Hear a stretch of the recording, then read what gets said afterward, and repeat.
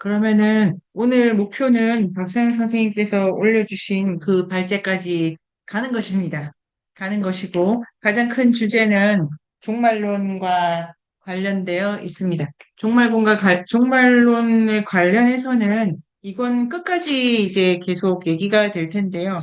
그래도 지난주에 이어서 오늘 가장 큰 줄거리를 뭐 해결했다고 하긴 그렇지만 그냥 중요한 사건, 코라의 출현, 묵시문학 여기까지를 가면은 종말론이라고 하는 것에 대해서 우리가 이제 종교사적으로 중요한 어, 때 중요한 사건을 이해하게 됩니다. 일단은 이렇게 해보도록 하겠습니다. 지난주에 우리가 한 대가 있죠, 유니쌤. 지난주에 중간에 끝났던 거죠. 22를 읽고, 그 다음에 박세현 선생님께서 해주신 24조, 24 맞나요? 박사님 25? 아, 25. 그렇구나. 25. 아, 맞네. 하고, 23, 24. 이렇게 하고 그 다음에 종말론에 관해서 이성근 선생님의 글, 유리쌤의 글, 옥현쌤의 글을 다시 한번 읽는 거라고 할 수 있습니다. 들어가서 이제 먼저 인트로를 해볼 수 있는데요.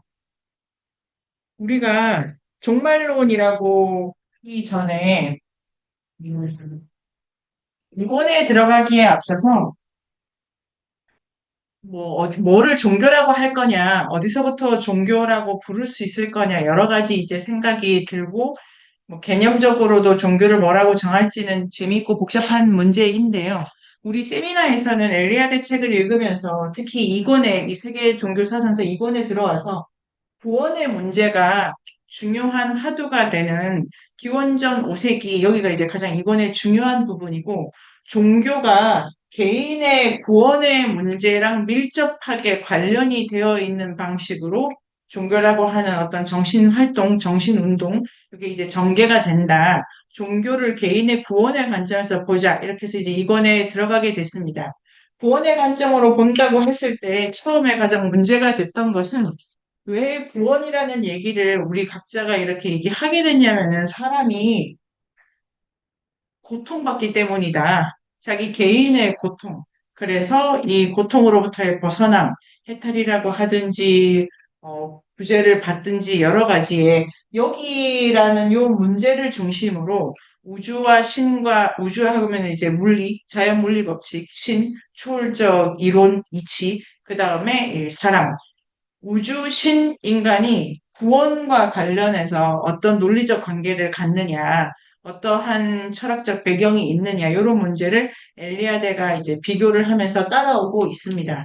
구원과 고통의 문제와 함께 여러 종교들마다 이제 이 테마가 다 들어가 있다고 엘리아데 선생님이 보시고, 그 중에서도 가장 중요한 것은 세계 4대 종교랄까요? 뭐 5대 종교랄까요? 세계 종교가 이때 요 화두를 가지고 이제 자기 종교의 이론화가 들어간다라고 보면서 그 종교들의 공통점은 인도 유럽계의 종교다 이렇게 말씀하시고 계십니다.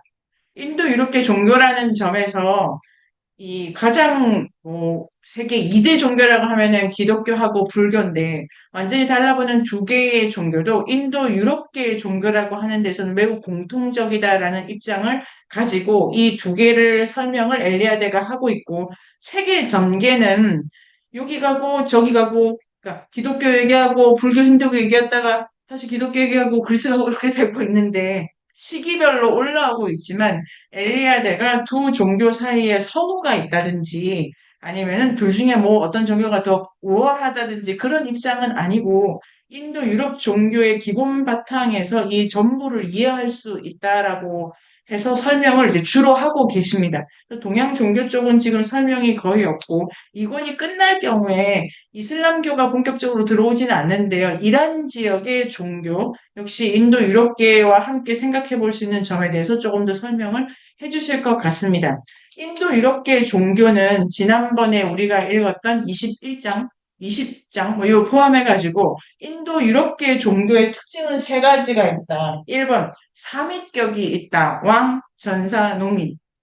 이래서 종교 안에 이제 그 종교를 믿는 사람들의 구성적 역할 배치, 그걸 왕, 그 다음에 전사, 그 다음에 평민, 이렇게 이제 농민, 평민, 이렇게 분류하고 종교 안에서 이제 믿음, 교리, 그 다음에 이 우주론, 신학, 인간론을 펼쳐내는 사제들도 굳이 분류하자면 왕 역할, 전사 역할, 농민 역할 이렇게 이제 보고 있는 듯이 설명을 하신 것 같습니다.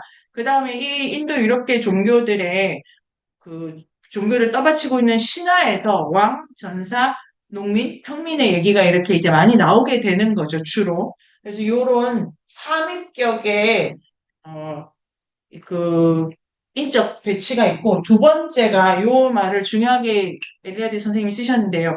상보적 최고신이 있다입니다. 상보적 최고신이 있다. 상보라고 했기 때문에 최고신인데 이제 둘이죠, 둘. 상보한다는 말은 N개가 들어오는 게 아니고 둘인데 완전히 이렇게 서로 보완해서 하나를 이룬다 이런 거고요. 상보격인데 최고신을 이룬다 해서 모든 신들이 신들이 이제 여러 신들이 있는 종교든 아니면 단 하나의 신이 있는 종교든 이 인도 유럽계 안에서는 여러 신들도 결국 상보의 두 이 군 아래에 이제 결집하게 됩니다. 그런데 이제 가장 최종적으로는 이항의 두 대립적 신들이 최고 수준의 신으로 설정이 된다. 여기까지가 공통점이고 마지막이 인도 유럽계 신화는 모두 종말론이 들어간다라고 하고 인도 유럽계 종교의 가장 앞서서 종교화가 일어난 종교는 베다를 중심으로 한 브라만교였는데 베다 시대에는 인도 유럽계 종교의 특징이 선명해 보이진 않지만 그 시대에 이것이 없었다고는 할 수 없다. 이렇게 설명을 해 주십니다. 그래서 종말론이라고 하는 이 부분을 이해하는 것은 처음부터 말씀드리면은 우리가 지금 잘 알고 있는 기독교, 불교 이 두 개의 큰 종교의 논리를 이해하는 데도 매우 중요하다. 그리고 종말론은 종교적 상상력에서 출발했기 때문에 종교가 따로 없더라 그래도 그 종교에 영향을 미친 온 문화에서 뿌리 깊게 올라오고 있는 바가 있기 때문에 이 부분은 생각하면 좋다. 그래서 오늘도 이 종말론과 관련해 가지고 공부를 해보도록 하겠습니다. 종말론에 있어서 오늘 가장 중요하게 생각하게 될 것은 역시 유대교, 유대교가 예수님이 도착하시기 전에 어떤 작업을 종말론으로 하고 있는가. 그 다음에 거의 동시대라고 뭐 볼 수도 있는 그러니까 똑같은 시대고 똑같은 문제적 조건인데도 인도 지역에서는 이 종말론이 완전히 다른 방향으로 전개가 됩니다. 기준점을 유대교로 보면 좋을 것 같아서 오늘 세미나는 박사님 선생님께서 준비하신 유대교 얘기를 먼저 하고 인도 쪽으로 가면 어떨까 생각을 해봤습니다. 중요한 거는 이 이제 둘 사이를 어 그 이제 또 생각할 오늘 우리 분량에서 먼저 이제 유대교 그러니까 제2 이사야라고 하는 그 예언자의 가르침부터 우리가 공부를 시작하게 될 텐데요. 제2 이사야를 만나기 전에 이 종말론의 기독교화에 결정적 영향을 미친 오르페우스 교를 또 먼저 하고 가면은 좋을 것 같습니다. 큰 계보는 오르페우스 교와 제2사야가 이렇게 설명하고 있는 유대교의 종말론 이 두 개가 매우 밀접하게 연관이 되어 있고 완전히 달라 보이는 힌두교, 그 다음에 불교에서도 종말론의 이야기가 전개되는데 둘이 어떻게 결정적으로 달라지는 얘기를 해보도록 하겠습니다. 할 때, 할 때, 자, 점심 혹시 드시고 싶은 빵은? 맞습니다. 드세요. ken 선생님은 어떤 생각이 드십니까? 오늘 너무 재밌었어요. 선생님이 아니라 오늘은 기대가 제가 됩니다. 심혈을 기울여서 시간 안에 이걸 잘 정리롭게 제 필통 못 보는지 필통 어디 나오겠죠, 나오겠죠. 비싼 필통인데 이제 그렇고요. 보여드릴까요? 안 됩니다, 안 됩니다. 전 저주를 걸어놔가지고 제가 필통은 나오고요. 자, 요거를 해보도록 하겠습니다. 일단 오르페우스교가 중요합니다. 오르페우스교가 중요한데 지난주에 제가 뭘 잘못했더라고요. 지난주에 뭘 잘못했습니다. 제가 어디를 잘못했습니까, 유리쌤? 이러시지 마시고. 그 음유 서사시 부분 말씀하실 건지. 잠시만요, 소리가. 예, 뭐 잘못하신 게 있으세요? 아, 어, 그렇습니다, 그렇습니다. 오르페우스교 직전에 어디서 끝나냐면은 크게 정리를 해보도록 하겠습니다. 어떻게 되냐면은 오르페우스교는 두 개의 축으로 나눠서 생각을 해야 됩니다. 오르페우스교가 고대 그리스의 신비주의 교파인데 영적 깨달음을 되게 추구하는 신비주의자들의 모임이죠. 근데 주로 인문 의례를 중요하게 생각한다고 하니까 그 교단에 들어가는 게 매우 비밀스럽게 이렇게 절차를 밟아야 되고 들어가면은 매우 특별한 방식으로 지적이면서도 영적인 수련을 해서 깨달음을 얻는 어떤 비의 조직이고 아주 교단이 이렇게 이제 기세가 등등했는데요. 이 오르페우스교는 비의적이다. 그리고 그 안에서 인문의례를 중시하면서도 특히 존재가 찢긴다든지 해체가 된다든지 이런 모티프도 오르페우스 교안에 많이 발견되기 때문에 그 이전에 고대 그리스 교회에 있었던 디오니소스를 모시는 사람들의 모임이랑 매우 닮아 보이지만 완전히 다르다.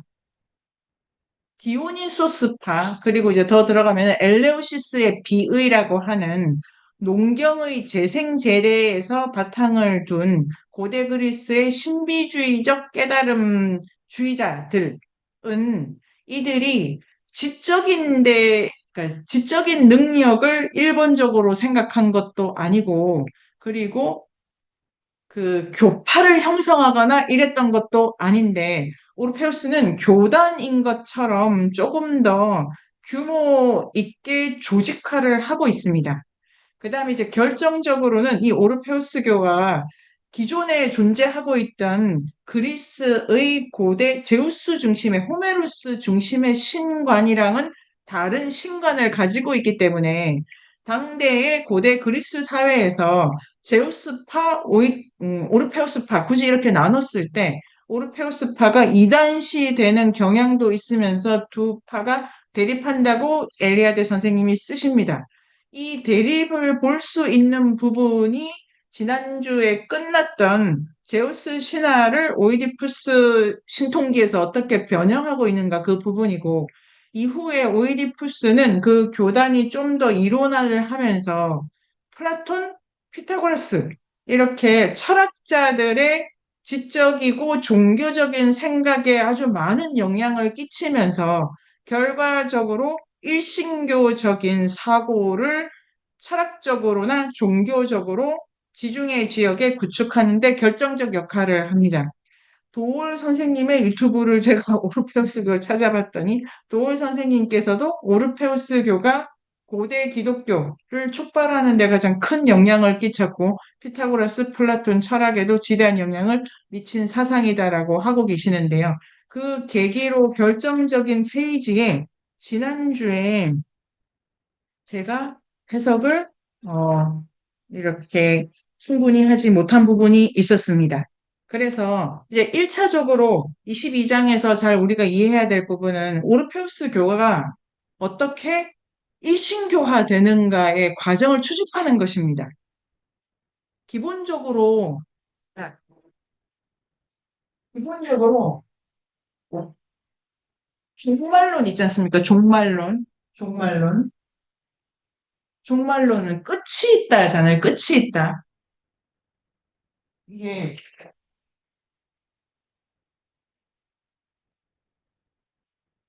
끝이 있다. 끝이 있어야 되니까 뭐 이렇게 가다가 멈추는 거죠. 멈추는 거. 가다가 멈추는데 끝 얘기를 하는 사람은 다음에 대한 이야기를 하려고 여기를 이렇게 이제 멈춰라, 정지시켜라, 틀려라, 뭐 어쨌든 얘기를 하는 것이다. 끝이 있다는 거는 이 다음이 어때야 된다라고 하는 아주 뚜렷한 해석과 비전이 있기 때문에 종말론을 제시한다. 이렇게 얘기를 했고요. 이 다음이 어때야 된다는 거를 그럼 누가 결정하냐, 무엇으로 결정하느냐에 이 시작을 설정을 어떻게 하는지를 봐야 된다. 이 끝이 있다는 거는 이 시작이 두 개의 갱이 우리가 읽을 때 모든 존재하는 것은 늙고 병들고 죽으니까 노쇠해서 그러면 다시 살려라 이렇게 간다. 이런 생각을 하는 건 농경을 하는 사람들한테는 매우 자연스러운 거다. 식물이 나서 열매를 맺고 가을에 지고 또다시 새싹이 돋고 이런 흐름 속에서 이 생장의 기본 방식을 보고 있는 사람들은 끝나고 돌아온다.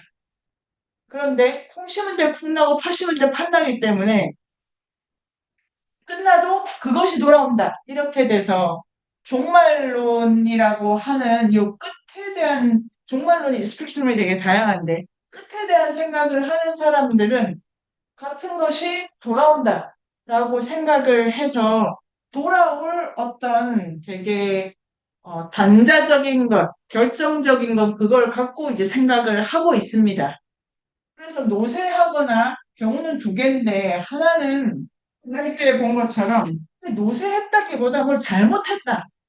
그래서 타락했다. 이제 도덕적 타락. 그러면 씻겨라. 깨끗하게 해라. 이렇게 하는 방식으로 무엇이 이 세계에 존재해야 마땅한가에 대한 철학 속에서 마땅해야 되는 것이 변질이 됐다. 늙었다. 틀렸다. 이걸 교정하는 지점이 끝이 됩니다. 구원은 이 끝을 어떻게 보느냐에 따라서 결정되겠네요. 이런 생각을 하게 되면은 시작부터 끝을 통과해서 마침내 존재해야 될 하나의 상태, 이 상태라는 걸 처음부터 갖고 계속 생각하는 거지 않습니까?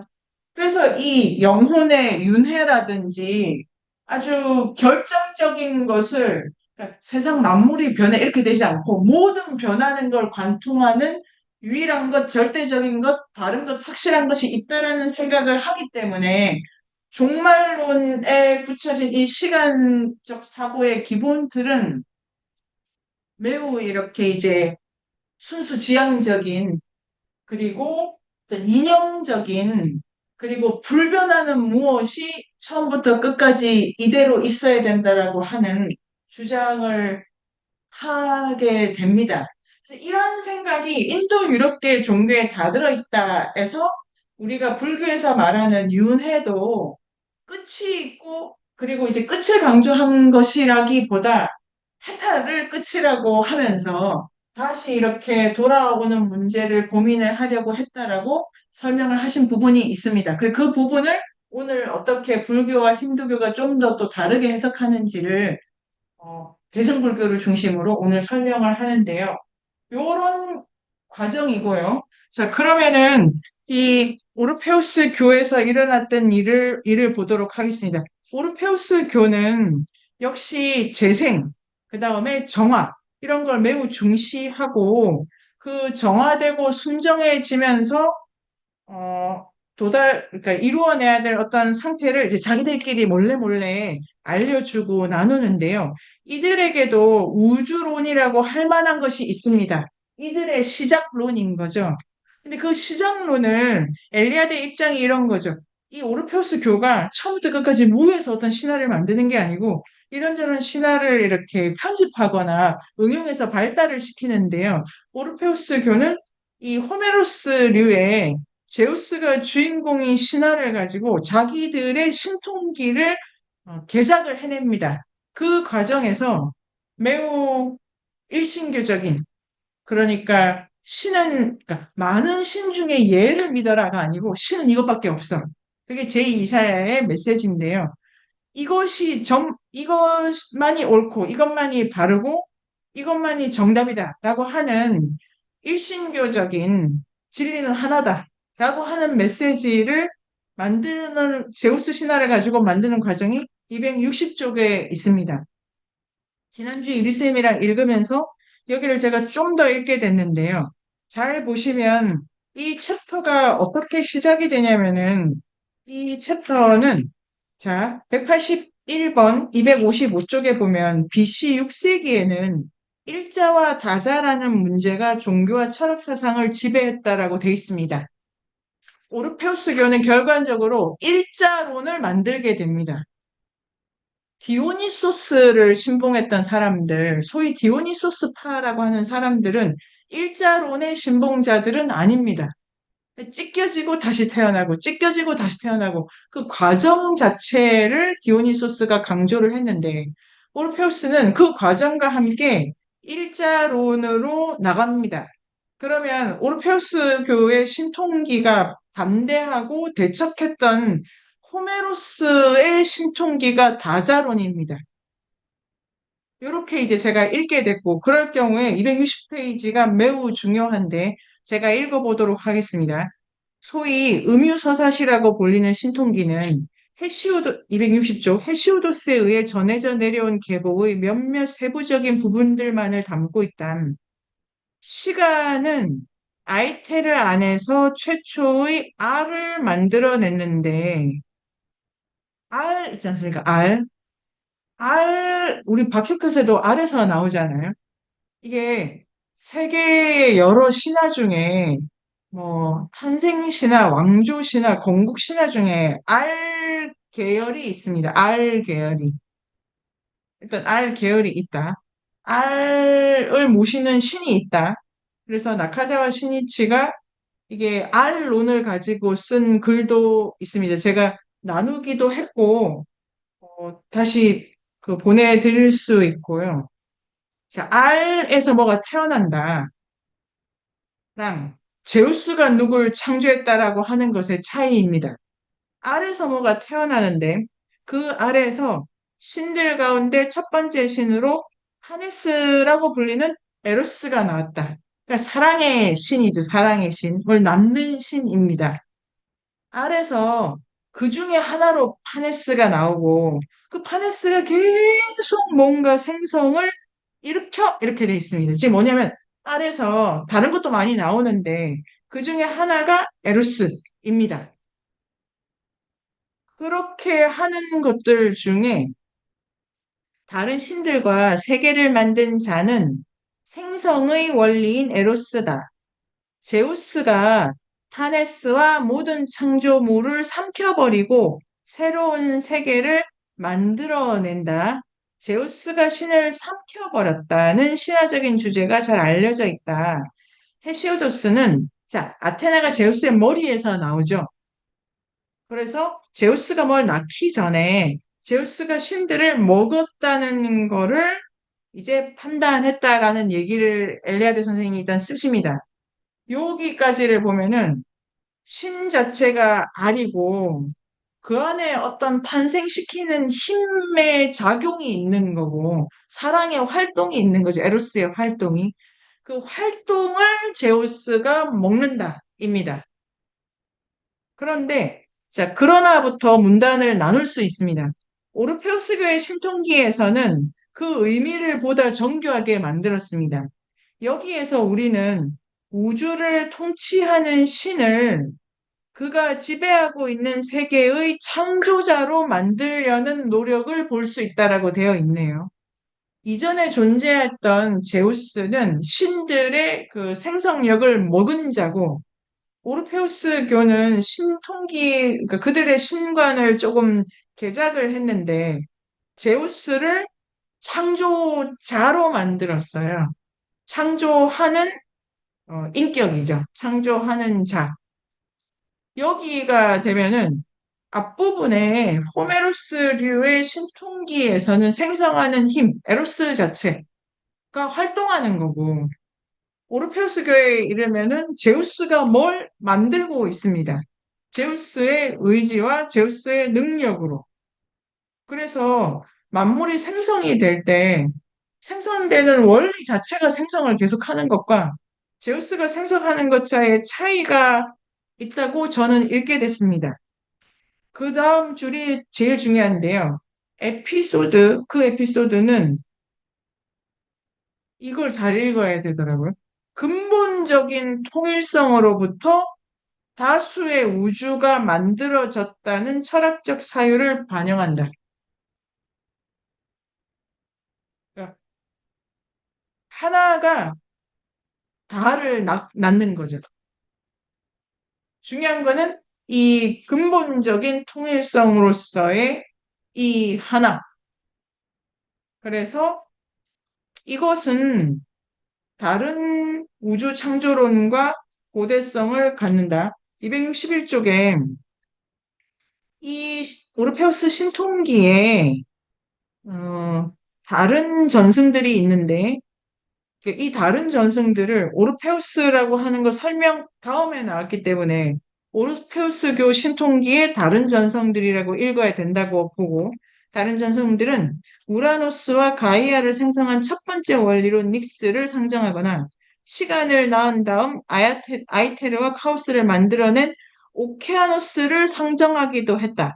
또는 갈등을 낳은 일자.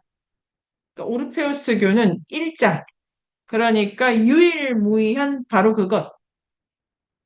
완전히 통일되어 있는 하나인 무엇이 다를 낳는다. 라고 엘리아드 선생님이 보시면서 이 이렇다. 그래서 밑에서 둘의 였을 줄.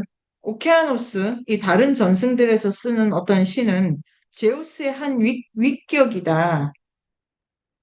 자, 우주 창조론은 성적이고 이론론적인 구조를 갖고 있다. 오르페우스교에 의하게 되면은 우주가 이론론적이다. 우주 자체를 만든 단 하나의 원인이 있다라고 하고 이런 설명 끝에 262쪽에 보면 위에서 셋째 줄에 이런 오르페우스교의 신통기의 이론론적인 심지어 일신론적인 경향을 설명해 주고 있다. 그래서 오르페우스교는 일신교, 신은 하나다. 유일무이한 하나다. 만물을 탄생시키는 원리는 하나다. 이제 일자론에서 다가 파생이 되니까 그 다는 일자를 원인으로 하고 있지 않습니까? 그래서 이론론입니다. 오르페우스교가 이론론입니다. 그리고 새로운 종말론 182, 1에서 오르페우스교가 이제 그래도 설명을 하면서 오르페우스교는 266쪽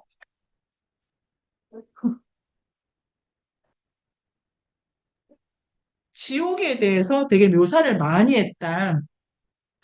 지옥이 자, 하나는 일신교적인 단 하나의 원인으로서의 제우스를 딱 잡았고, 그리고 가서는 안 될 때에 대한 그림을 또 되게 적극적으로 많이 그렸다라고 하게 되면은 이게 이제 이분법적으로 나뉘게 되고, 당연히 지옥보다, 이제 반대쪽, 거기가 이제 지향해야 될 때가 되고요.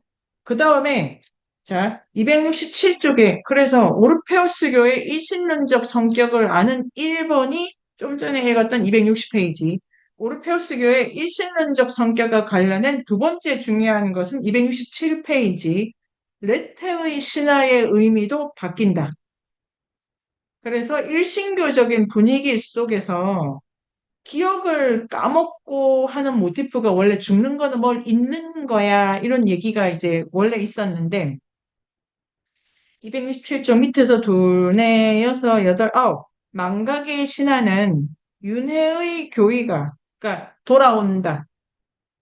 죽어도 돌아와야 될 것이 있다. 그래서 윤회의 교의가 이렇게 도입되었을 때 변화하는데, 레테의, 이제 기능이 바뀝니다.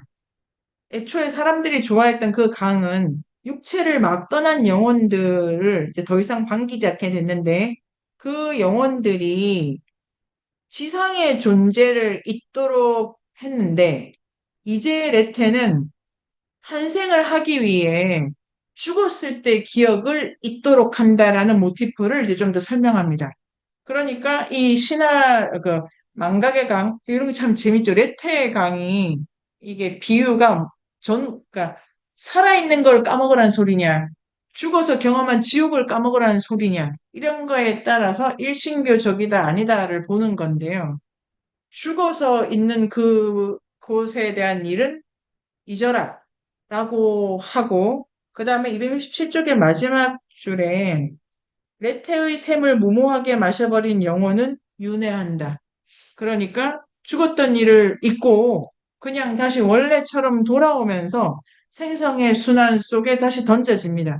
그럼 이 존재에게는 죽었던 일이 없던 일이 되겠네요. 레테의 강물을 마시면. 그러니까 계속해서 산 것으로 존재하고 앞부분에 오르페우스교가 육체를 조금 폄하하는 경향이 있다. 그래서 육식을 하지 않는다. 이런 얘기도 잠깐 있었습니다.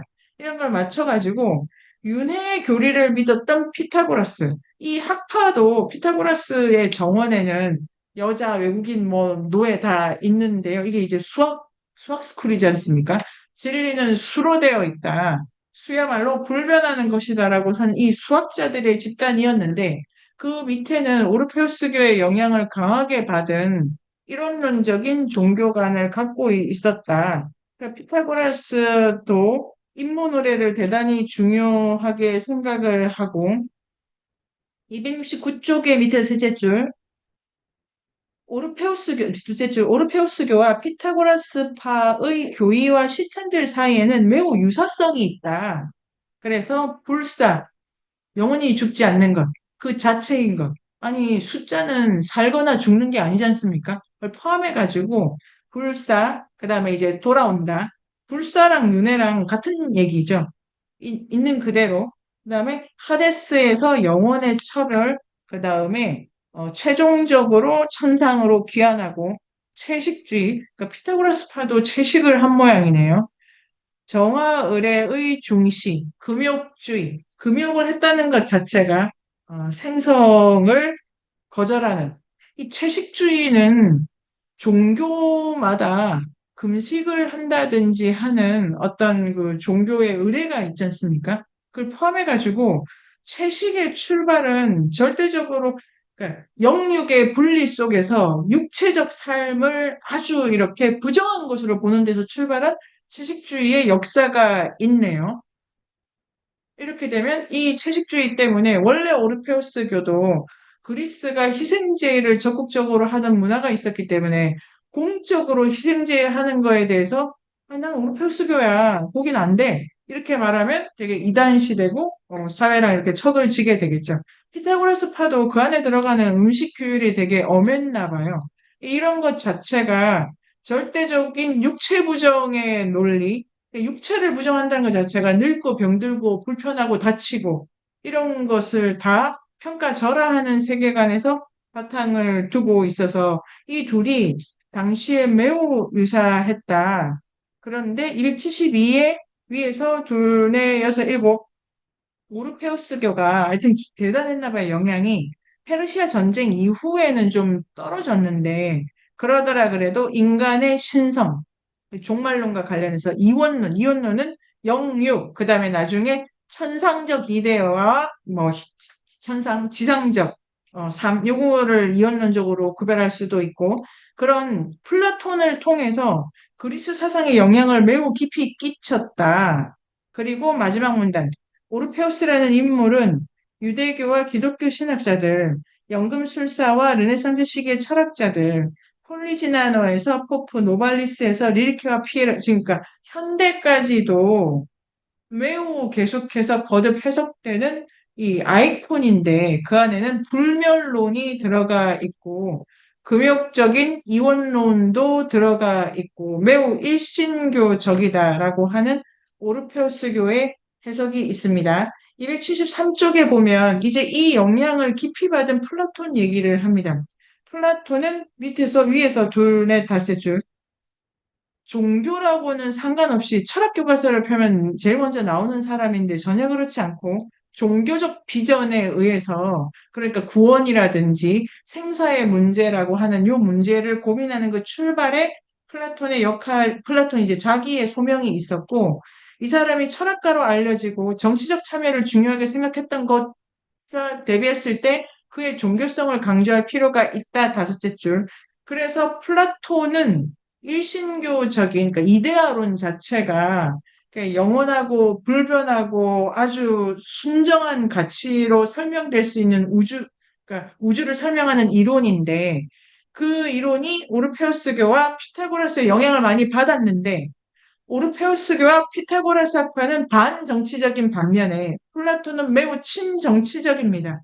그래서 이 두 개에서 배웠으면서도 여기서 또 차이가 일어납니다. 그래서 플라톤은 밑에 둘째 줄, 지상의 실제들에 대한 우주의 불변하는 원형들, 이데아 이론을 구성하던 중 플라톤은 소피스트들과 헤이자들에게 뭐라고 답하고 객관적인 지식이라는 게 있다. 선재하는 영원한 모델들에 기초한다. 이런 세계관이 일신교적이다. 라고 이제 보는 거죠. 세상의 이치, 진리가 어디에 있다. 이것이 진리다. 다른 건 다 가짜야. 허위야. 환상이야. 이렇게 하는 철학에서의 이데아론도 종교적으로 계보가 있고 같은 맥락이고 그런데 274 두 번째 문단의 둘, 넷, 다섯 줄 영원한 모델에 대한 정식이 있다라고 설정이 된다면, 그 다음 문제는 인간은 언제, 어떻게 이데아론을 인식하게 되는가라는 문제가 중요해지고 이걸 설명해야 된다. 그래서 플라톤이 영혼의 운명과 관련해 몇몇 오르페우스교적이고 피타고라스적인 가르침을 수용했던 것은 이 문제를 풀기 위해서다. 그러니까 플라톤에게도 고유한 이데아라고 하나 불변한 진리에 대한 관념을 플라톤이 당시 시대적으로도 영향을 많이 받았겠지만 본인의 이론의 철학의 설명에서 오르페우스 교적이고 피타고라스 가르침을 또 수용해 가지고 철학의 이론을 만들고 있고 플라톤의 경우에 오르페우스교와 피타고라스의 가장 큰 영향을 받은 개념은 상기다. 진리는 이렇게 회상이 된다. 275쪽 플라톤에게 있어서 안다는 것은 기억한다는 것이다. 뭐 자기가 뭐 새롭게 나 이제 뭐 이런 걸 새로 알아서 이런 게 아니고 알아야 될 걸 다시 떠올린다. 그러니까 알아야 될 것이 떠올리는 행위 앞에 있는 것입니다. 이렇게 가고 그 다음에 275쪽의 두 번째 문단 철학은 일단 몸에서 해방된 영혼들에게 그러니까 플라톤에게도 발견되는 현세 부정, 그다음에 육체 부정, 해방된 영혼들에게 어떻게 이데아의 세계에 계속 남아 있을지 그리고 그 결과 다시 윤회하는 것을 피할 수 있을지 가르친다는 점에서 죽음을 위한 준비다. 엘리아드 선생님께서 플라톤 철학을 종교적으로 구원론으로 읽고 있습니다. 종말론적 사유들은 마지막 문단 크게 유행했다. 영혼의 불멸, 윤회, 재생에 대한 가르침은 전혀 새로운 게 아니었지만 이 그리스에서 아주 맹활약을 펼쳤고 276쪽의 마지막 줄 그래서 독특한 이게 전체를 엘리아데 선생님이 이제 종말론이다. 276 마지막 줄 그러니까 오르페우스교, 피타고라스 학파, 플라톤까지 종말론이다. 끝 재생 순결한 원형의 어, 복귀, 복원, 그다음에 보존. 그걸 종말론이라고 하고 이게 사계 지리학이라고 해서 이 뭐냐면 그 모든 것이 구현되는 공간에 대한 생각을 사람들이 또 구체적으로 갖습니다. 그 이전에 오르페우스교는 지옥에 대한 얘기를 되게 많이 했어. 그러니까 까먹어야 될 그 세계에 대해서 많이 설명했다. 그 반대로 있어야 될 세계에 대한 말도 이제 많아진다. 그런 방식으로 여러 영역에 대한 상상력이 일어난다. 그리고 278쪽에 양성구유 신화가 엘리아드의 세계 종교 사상사에서 계속 나왔습니다. 양성구유 신화는 낳는 자, 인간 아니고 낳는 무엇, 낳는 누구가 양성구유다. 남자 신도 제우스도 자기의 뭐 다리며 머리며 뭘 막 낳고 있으니까 남자 신인데도 양성구유적인 걸 엘리아드가 매우 주목하고 있고 엘리아드의 전체적인 주장에 인류의 신은 원래 낳는 힘, 모성 강조의 여성 신에서 원형을 찾습니다. 그런데 그 양성구유도 이제 바뀝니다, 성격이. 어떻게 바뀌냐면은 278쪽 둘째 줄에 완전한 무엇이라는 의미를 갖게 됩니다. 두 개가 다 있어야 완전하다. 그래서 양성구유의 의미도 완성된 상태를 강조하기 위한 양성구유. 이렇게. 그 이전에는 남자 여자 같이 있으면 뭘 계속 그 아기가 나올 수 있으니까 이걸 강조하려고 양성구유를 신성의 기본 신이라고 하면 요 양성구유지 이렇게 했는데 이제는 양성구유니까 완전하니까 그게 신이지 이렇게 됩니다. 그래서 그리스 시대의 일신교가 이런 방식으로 신관을 바꾸고 있습니다. 이런 플라톤적인 종말, 그 다음에 278쪽 두 번째 문단 마지막에 플라톤은 또 동굴에 대해서도 많이 얘기를 했다라고 쓰는데요. 이 동굴은 이제 영혼을 명상하는 장소죠. 장소고, 그래서 279쪽의 첫 번째 문단 마지막에 이데아 이론이 전통적인 정신문화의 특유한 법례적인 원리를 수행한다. 말은 좀 어렵습니다만 종교적인 역할을 하고 있었던 것이다. 184 헬레이즘 문화라고 해서 이제 알렉산드로스가 막 설치고 다니고 일찍 죽고 그의 영향력이 사방으로 영향을 미친다라는 얘기를 합니다. 하고 그리고 285쪽에 플라톤이 쇠퇴하는 일이 그 그리스 역사에 있고 한편으로는 세계 시민이라는 생각도 하게 됩니다. 286쪽에 두 번째 문단에는 에피쿠로스 학파가 나오고 세 번째 문단에는 스토아 학파가 나옵니다. 그리스 시대의 후반기에는 에피쿠로스파와 스토아파를 이렇게 대립해서 보는 것이 좋다고 엘리아데 선생님이 생각하시면서 에피쿠로스파의 특징이 다론입니다. 굳이 말하자면은 세계주의, 이제 개인의 행복, 신들의 복수의 신들의 존재를 받아들이면서 신들은 우주나 인간과 아무 관계가 없고 세계는 하나의 기계고 그것은 창조자가 없고 목적도 없고 그냥 생산만 계속 일어나는 신관을 에피쿠로스 학파가 갖고 있었다. 여기서 인간은 자기에 맞는 양태로 그냥 아무렇게나 태어난다 이렇게 됩니다. 플라톤적인 신관하고는 다르죠. 플라톤은 태어날 것이 태어나야 된다. 그렇지 않으면 이게 격이 떨어지는 것이다.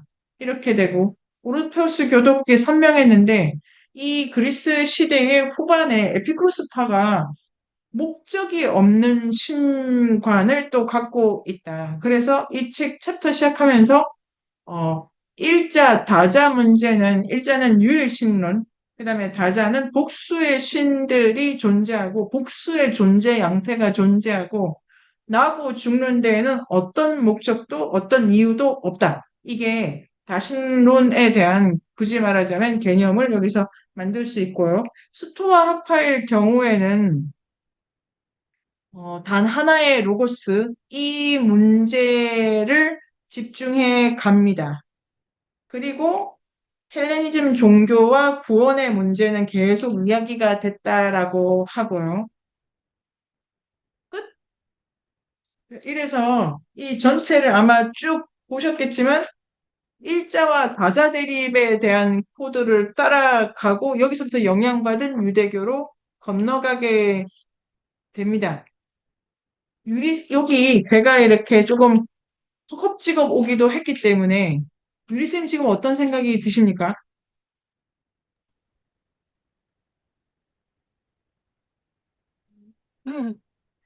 그 뭐지? 일자와 다자관계라는 코드로 읽고, 그 다음에, 어, 그걸 통해서 그 종교가 이야기하는 것들을 비교할 수 있는 게 좋았어요. 그, 그렇죠, 그렇죠, 그렇죠. 게 좀 오락가락 하면서 되게 헷갈렸거든요. 지금 같은 얘기를 네네. 하는 건지 다른 얘기를 하는 건지.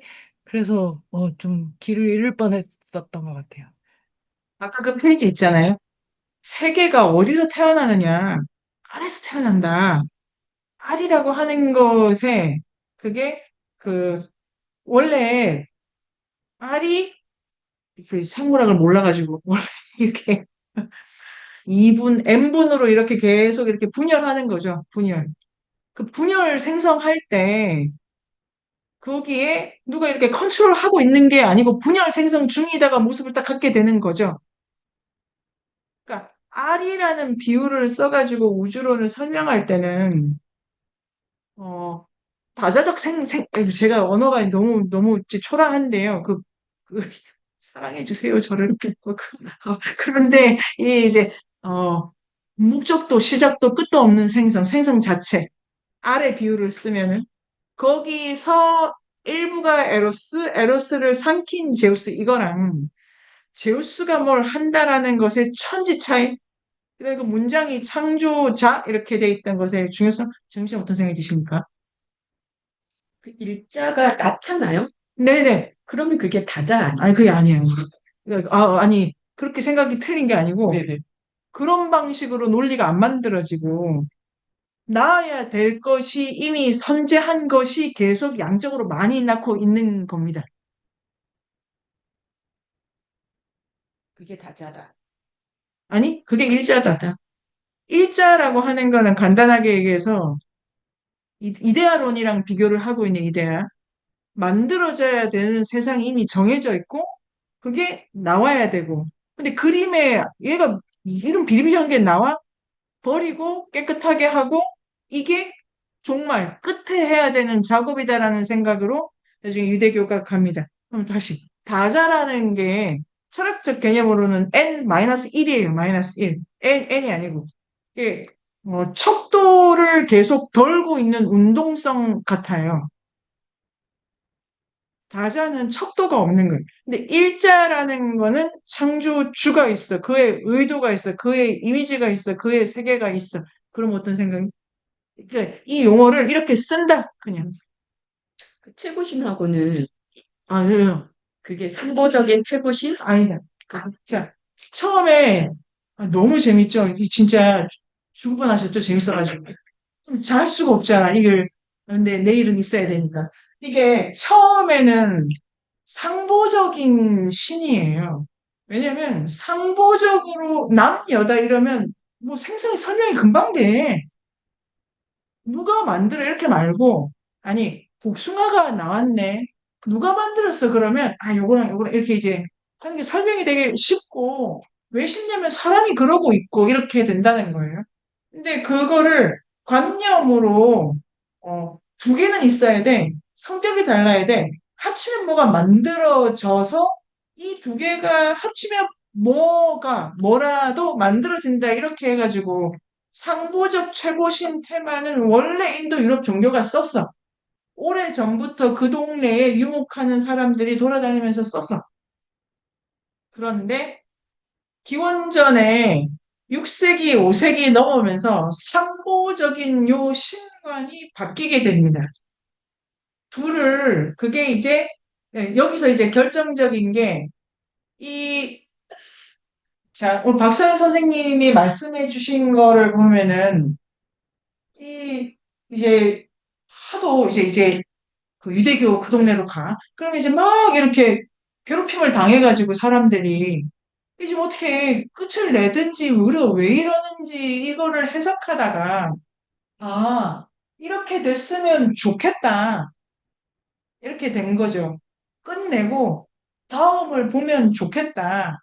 그래서 그 기독교 세계관 안에서 이 끝을 내야 된다 생각을 하면서 이 뒷얘기를 하고 끝을 내야 된다고 했는데 문제는 이걸 하면 끝인 줄 알았는데 도시도 짓고 뭘 했는데 끝이 안 왔어.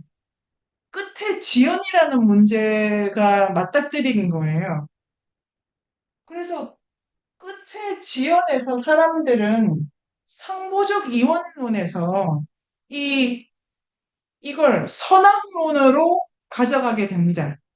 그래서 남겨야 될 거, 이걸 아주 선명히 하기 위해서 버려야 될 것을 색출하거나 남겨야 될 걸 순수하게 하는 방식으로 이론화를 해서 보통 상보적 두 힘을 통해 생성을 설명하던 도처의 우주론을 여기는 둘 중 하나가 옳은 것이야, 절대적인 것이야, 남겨야 될 것 말고 다른 건 뭐야라고 해서 이 왜 이렇게 세상이 이상해진 거야?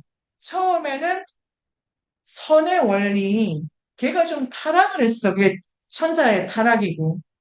타락한 천사를 뭐라고 하냐면 아예 야 악마다라고 하고 근데 이런 생각을 조로아스터교의 그 선악론을 가지고 또 많이 응용을 해 옵니다.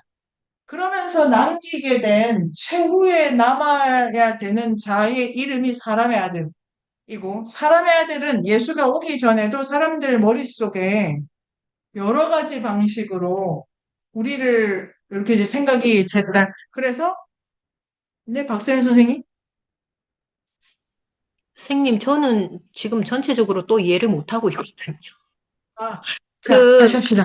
이 오르페우스 교가 선생님이 지난 시간에 잘못 하셨다고 하신 게 다원론적 종말론으로 정리를 하셨는데 오늘 이론론적이다. 이거를 네네. 수정하신 거는 같거든요. 네, 맞습니다.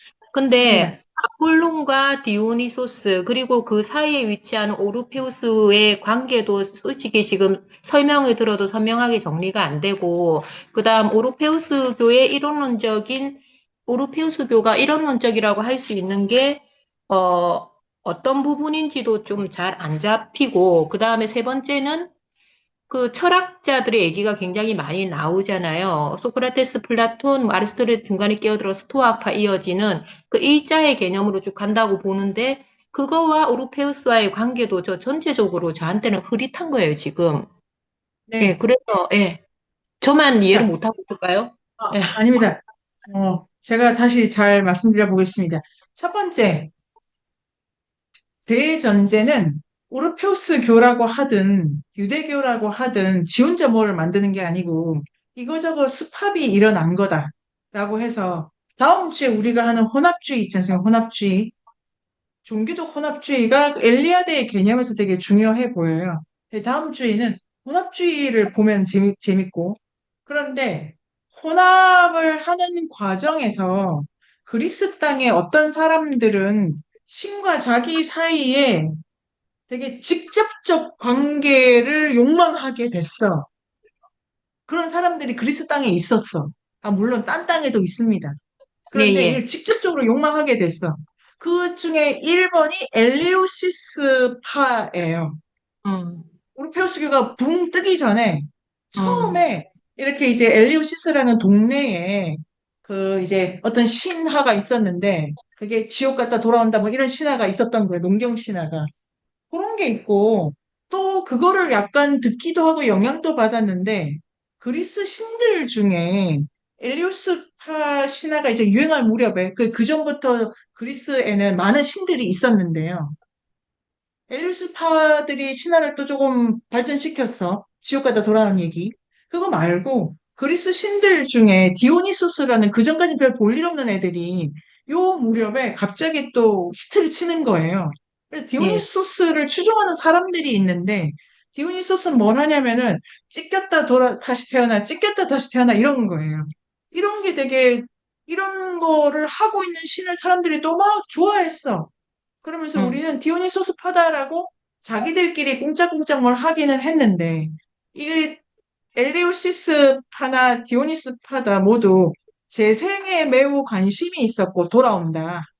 음, 그런데 돌아온다는 거를 뭐 논리적으로 디오니소스파 같으면 쭉쭉 안 밀고 설명했어.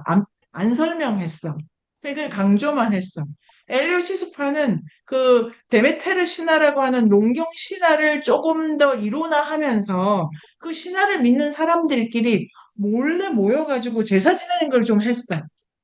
여기까지 하고 있었어요.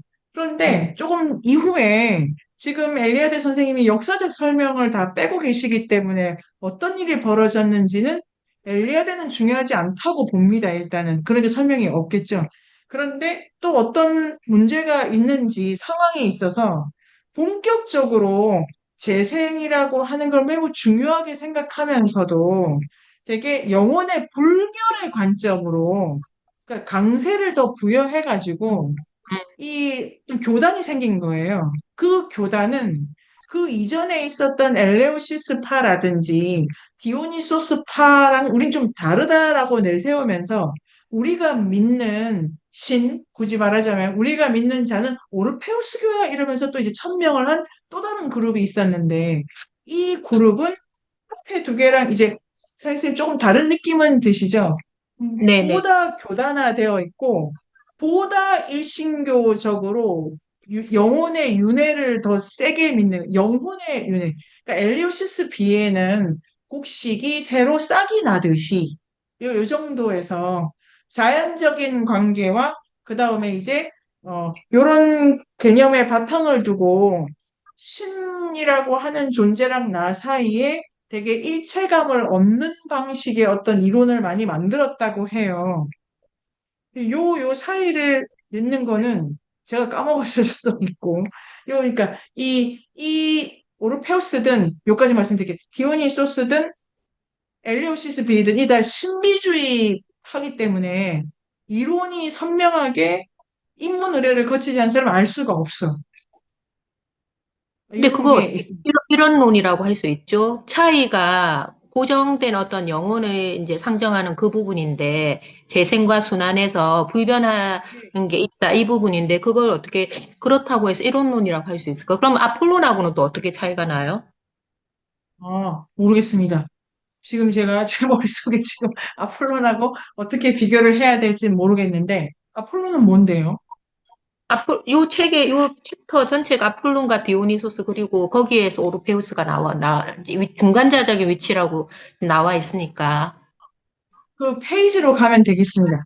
아폴론이 유일 나오는 유일하다고 하면 보통 아폴론하고 디오니소스하고 좀 대척점으로 생각하지 않나요? 신화에서 아, 아닌가? 네.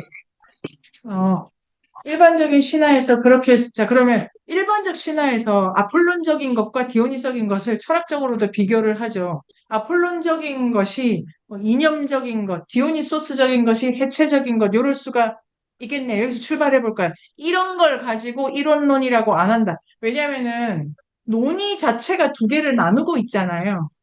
네, 세상에는 아폴론적인 것이 있고 디오니소스적인 것이 있어. 그러면 세상에 두 개가 있는 거잖아요. 이 세상에 두 개가 있잖아요. 네.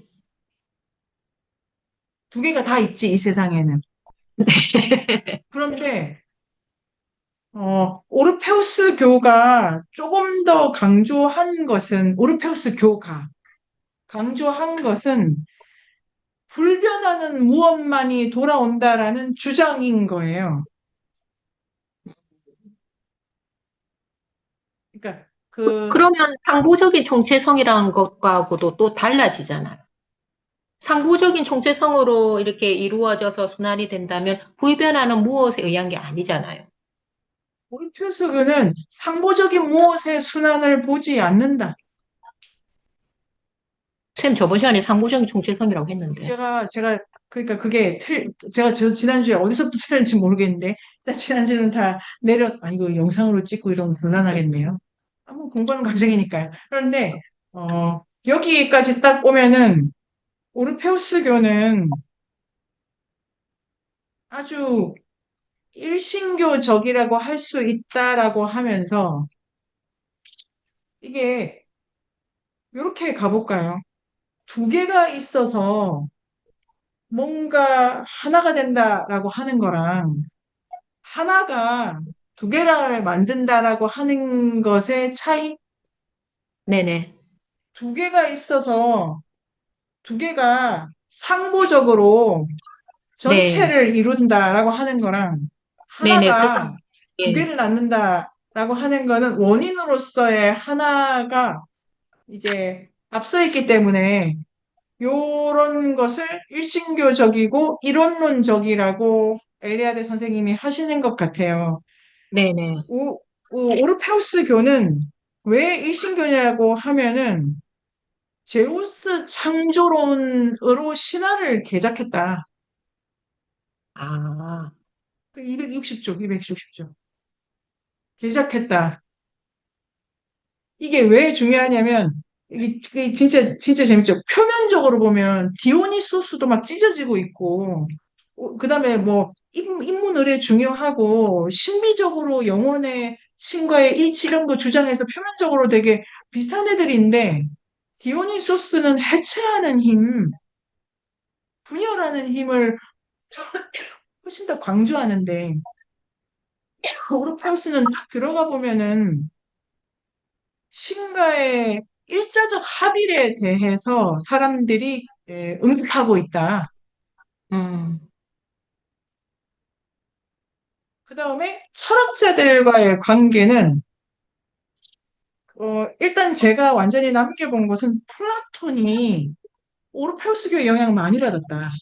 음, 플라톤이 피타고라스파도 되게 관심을 뒀다. 이 셋이서 직접적으로 뭘 주고받는지를 제고하는 것은 아닌데 음, 엘리아데 선생님이 보시기에 서로의 영향력이 매우 확인이 된다. 이런 구절 같은 경우. 음. 플라톤은 이데아론이라고 하는 거 있지 않습니까? 이데아론. 네네. 존재해야 마땅할 이념과 이상에 대한 것이 세계를 설명하는 기준으로 먼저 있다는 것에 대한 그 주장은 매우 종교적인 것이다.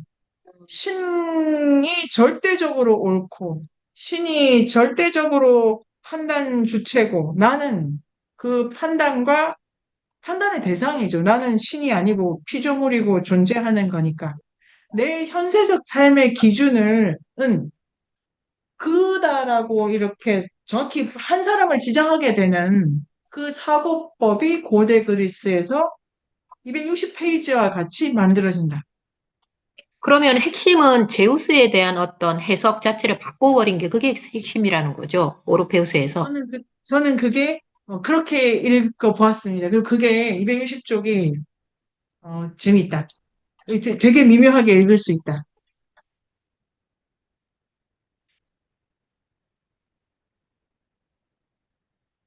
그러면 선생님, 지난 시간에 그 종말론을 얘기하면서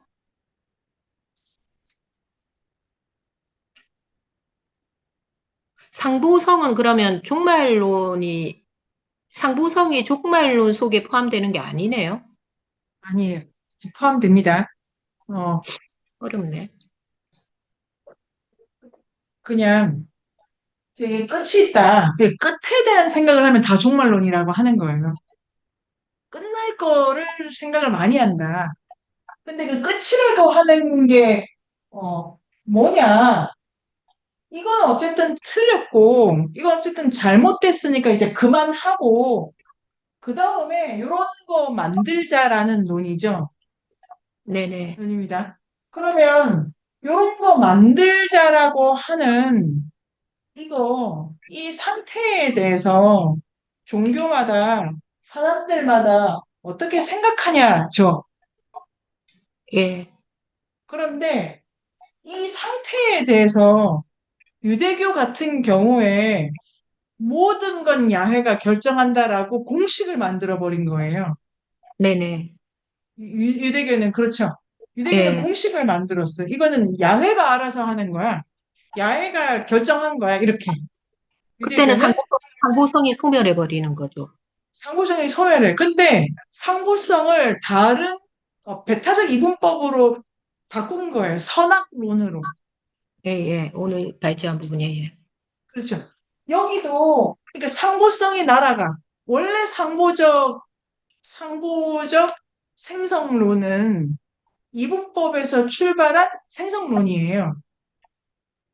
그 이분법을 가지고 생성을 설명한 거예요. 상보적 최고로는.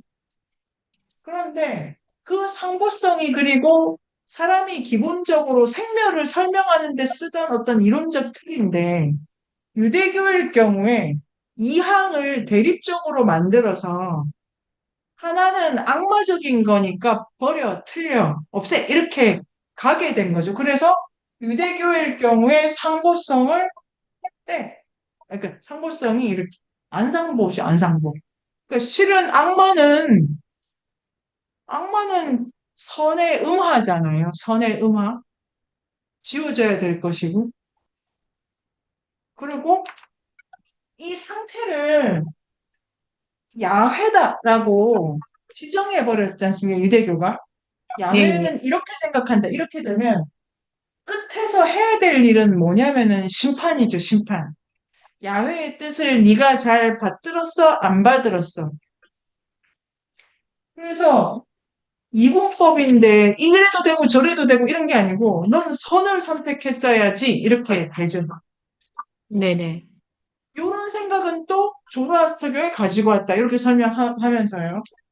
이렇게 된다. 그러면 선생님 어떤 생각이? 예, 아까 질문에 대한 해소는 되는데 또 드는 생각이 그 상보성이 이분법에서 비롯된 걸까? 그 가지가 좀 다르지 않을까? 이분법에서 비롯됐다. 이 책의 설명, 오늘 읽은 부분에 그렇게 설명합니다. 많은 이분법 중에 선악은 하나였다. 많은 이분법 중에 선악은 하나였다. 그 다음에 마하바라타. 마하바라타는 어떻게 되냐면은 거기도 처음에는 두 가문이 싸운다 이렇게 돼 있지 않습니까? 그 두 가문인데 이제 신들이다고 하나를 또 악마라고 했다. 이게 페이지에 오른쪽 제일 위에 하나를 악마라고 했다 이렇게 돼 있어요. 근데 이거는 성질이 다르다라는 거를 그냥 표현한 거예요. 마하바라타도 인도에서 발달한 엄청난 이원론의 대서사시다라고 엘리아데가 정의를 하는데 마하바라타 끝에 되면은 누가 이긴다라고 보기 어려운 게 끝이 좀 희마리가 없잖아요. 예, 예. 뭐 이게 이러려고 그렇게 싸웠니 쉽게. 그러니까 둘 중에 뭐가 옳다 그르다를 다투는 게임의 서사시가 아니죠. 네네. 그런데 토라, 이 유대교는 야훼의 뜻이 아니면 틀렸어 이렇게 되고 야훼의 선택을 받으려면 뭐부터 해야 돼? 이래서 선민사상을 막 만들었어. 종말이 네네. 지연되니까 이제 그냥 안 그래도 늦었는데 오실 때 바로 우리 선택하실 수 있게 미리미리 좀 단장하고 있자 이래서 선민사상을 만들고 결혼도 하지 말고 이민족 이렇게 된다.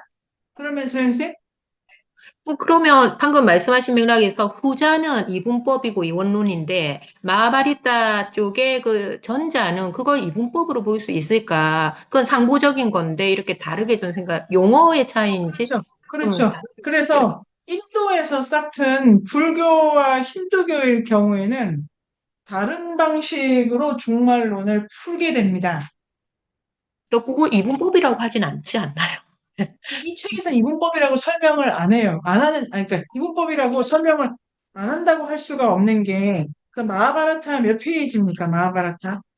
마하바라타에, 그게 그러니까 배타적 이분법하고 아, 상보적 이분법이 이렇게 다른 것 같아요. 그러니까 네, 좋네요. 아주. 선악 비립을 해서 너는 나빠 이런 거는 배타적으로 너는 존재할 수 없어 이거고 상보적인 거는 이렇게 하나가 돼서 서로 됐어요. 아주 정심 잘 보시죠. 진짜 잘 보시죠. 326쪽에. 자, 마하바라타가 장대한 종합을 제시하고 있다. 326쪽. 그 종합은 다른 인도 유럽의 민족의 종말론적 신화보다 훨씬 더 풍부하다. 그러니까 엘리야 선생님이 유대교의 종말론은 이게 너무 좀 안 풍부하다. 이게 되게 풍부한데, 자, 그러니까 상보적 이원론이 훨씬 더 풍부하다. 앞서 있다고. 무수한 인간의 살육과 그것에 이어지는 대지의 파괴니까 종말론이고 시대의 파괴든 대지의 파괴든 우주의 파괴든 한 인간의 파괴든 그 전체의 관계 속에 설명하면 종말론인데 마하바라타는 자 밑에서 넷째 줄 마하바라타의 줄거리를 구성하는 극적 사건들의 배후에서 비슈는 크리슈나 신과 시바 신의 대립과 상보성이 동시에 확인된다. 음. 마하바라타의 경우에 특히 인도는 신이 되게 많은데 그 중에 크리슈나와 시바 둘을 쫙 이렇게 밀고 가면서 상보성이 확인된다. 이렇게 씁니다. 그리고 이 이분법이고, 그러니까 상보는 두 개를 강조하는 겁니다. 두 개. 삼자만 돼도 상보란 언어를 잘, 안 써, 안 써. 자, 그럼 사유쌤 어떤 생각이? 아무 생각 안 든대요, 이제. 어, 아주 좋네. 네. 그래서, 자, 이 320, 요 챕터 지금 24장에 상보란 얘기가 적잖이 나옵니다. 특히 마하바라타를 설명할 때. 그리고 특히 뭐, 제 눈에 지금 떠 있는 건 327쪽에 밑에서 둘, 넷, 여섯. 상보성을 강조하고 있다. 상보성을 강조하고 있다. 근데, 자, 여기까지 이제 책을 재밌게 읽었고, 끝에 대한 얘기를 하는 사람들은 늘 앞에 둘이서 싸우는 얘기를 많이 한다는 거예요. 참, 요 세트가 재밌네요, 요 세트가. 막 선택에 몰리는 것 같기도 하고. 그러니까, 그, 사고 구조에서 이 이분법도 생각할 만하고, 끝에 대한 얘기, 제가 평소에 하는 말 중에, 그래, 끝장을 보자, 이런 얘기 좀 많이 하는데, 끝을 보자, 뭐 하고 끝내는 거 되게 좋아하고. 그런데 그게, 음, 두 개의 길이 있는 거죠.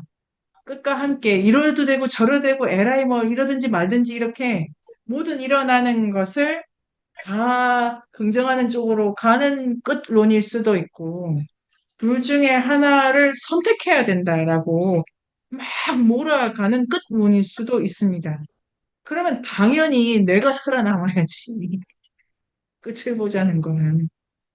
그러니까 이 끝을 보자는 얘기는 끝난 뒤에도 내가 남아있을 거라는 얘기지. 끝을 보자. 그래, 나 죽고. 그럼 이야기 시작을 안 하겠지. 라고 제가 생각을 이제 어제 하게 돼서. 그러니까 제가 좋아하는 그 티밍골드의 만들기 이 책은 전체가 어쩌다 보니예요. 어쩌다 보니. 그걸 안 하는 건 아니고. 그 다음에 보원론이다. 그래서 이거 아주 좋네. 328쪽에 크리슈나가 394, 아니, 193 크리슈나의 계시 328쪽에 힌두교가 성취한 모든 정신적 종합의 모델이 무서운 종말, 그러니까 마하바라타와 그 다음에 이제 끝에 있는 바가바드 기타, 종말 전쟁과 육아의 마지막을 묘사하는 문학 작품. 그런데 뭐냐면 대립을 화해시키려고 하는 경향, 이건 이제 화해예요, 성격이. 둘이 막 싸우는데 화해다. 어떻게 해야 네가 양보하고 이거 뭐 이렇게 가고 그런 의미에서 마하바라타의 끝이 재밌죠. 끝이 이게 참 아니 그 신들의 계보 그 뭐 더 좋았고 끝에 어떻게 되냐면은 싸우고 싸웠는데 그러나 그 323쪽에 1부 2번 시작하기 전에 그러나 그의 동행자들은 뭐 이겼는데 여행 도중에 쓰러져. 끝이 이래. 이겼는데 쓰러져. 그 다음에 걔가 끝까지 버텨. 무슨 이런 마하바라타 이렇게 막 엄청난 전쟁 이야기인가 본데 끝에 걔가 돌아다닌다. 이렇게 끝나는 거잖아요. 뭐 걔가 신인데. 근데 이게 저 같은 사람은 이럴 거면 왜 싸웠냐? 근데 걔 하나 남길 이야기 왜 이렇게 길게 하냐한테 그게 아니고 마하바라타가 인류가 쓴 서사시 중에 제일 길다. 아니 아직도 싸우냐? 어제도 싸우고 계속 싸운다. 그게 뭘 말하느냐? 선과학을 선택하지 않는 이게 진짜 재밌죠? 상보적이라고 하는 것 자체가 나 서영쌤 너무 좋지 뭐야 이러고 있는 게 아니고 서영쌤이랑 오선미랑 성질이 완전히 다르기 때문에 진짜 같이 하기 힘든 거예요. 그 다름을 딱 맞물리게 하기 위한 계속된 과정을 싸움이라고 이미지화하는 이 인도의 엄청난 정신력이 대단하잖아요. 종말론인데 이 이야기가 너무 길고 유대교의 묵시록은 이야기가 벌써 끝났어? 이렇다. 그래서 상보와 요 단어 좋다고 생각했어요. 화해. 그런데 그게 인도의 마하바라트는 화해가 우리 악수하는 게 아니고 돌아서면 싸우고 있고 돌아서면 거짓말하고 그 다음에 그 조금 더 공부가 깊어지면은 아 참 이 책을 읽으면 너무 좋겠. 주사위 놀이? 거기서 많이 보던 건데 주사위 놀이. 아 제가 좋아하는 지구마블 이런 거 안 보시죠? 뭐 그런 프로가 있어요. 그 부루마블 주사위 뭐 이런 것도 있고 주사위를 던진다는 게 이 싸우는 애들이 할 짓인가? 뭐 이런 거 약간 게임이다 이런 거 여러 가지로 그러면 쉬는 시간 전에 박 선생님이 마무리해 주시죠. 뭘요? 난 일단 우리가 저 못 쪄요, 마무리. 쌤이 지어서. 정답이네요. 마무리가 어디 있겠느냐 이런 거고요. 아 그러면 유리쌤 예쁜 유리쌤이 한마디. 어, 재밌습니다. 예, 아유, 흥미진진하네요. 그, 마하바라타가 이렇게 길다는 것에 대한 의미를 이렇게 해석하는 게 좀 멋있는 것 같고요. 근데, 예, 좀 복습을 해봐야 될 것 같아요. 좋다 좋다. 복습도 아까 그 페이지 오르페우스 페이지가 좋고 마하바라타. 그러면 우리가 11분을 쉬어요. 인류학의 숲으로 초대합니다. 인문세닷컴에서 만나요.